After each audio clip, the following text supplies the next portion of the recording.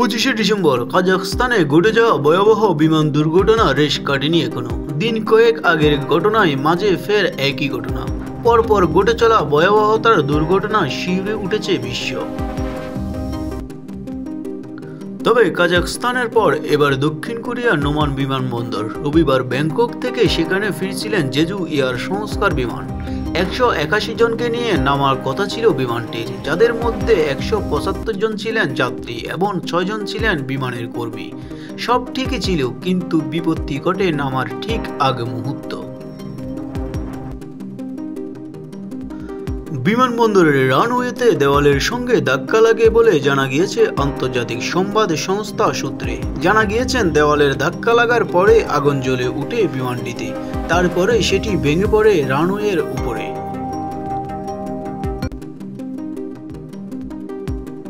তবে ঘটনার সাথে সাথে প্রাণ হারিয়েছেন প্রায় 50 জন। যদিও বিমান সংস্থার তরফ থেকে এখনও মৃত্যুর সংখ্যা নিয়ে কিছু জানানো হয়নি।